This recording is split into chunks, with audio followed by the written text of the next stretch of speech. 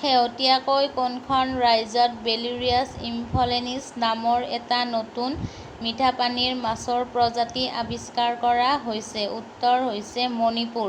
মণিপুৰৰ ইম্ফল নদীত শেহতীয়াকৈ বেলিৰিয়াছ ইমফলেনিছ নামৰ এটা নতুন মিঠা পানীৰ মাছৰ প্ৰজাতি আৱিষ্কাৰ কৰা হৈছে। স্থানীয়ভাৱে ইয়াক মেইতেই ভাষাত নগৱা বুলি কোৱা হয়। এই মাছটো ডেনিয়নিডে পৰিয়াল আৰু চেন্দ্ৰিনে উপপৰিয়ালৰ অন্তৰ্গত, যিবোৰ সজীৱ আৰ্হি আৰু পৰিৱেশগত মূল্যৰ বাবে জনাজাত। ই ইম্ফল নদীৰ স্থানীয় আৰু ভাৰতৰ আৰু দক্ষিণ-পূব এছিয়াৰ অনুৰূপ প্ৰজাতিৰ পৰা পৃথক।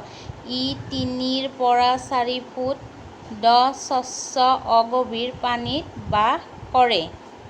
য'ত শিলগুটিৰ বিছনা আৰু নদীৰ পাৰৰ গছ-গছনি থাকে। থেংক্স ফৰ ৱাচিং। Like, subscribe and share.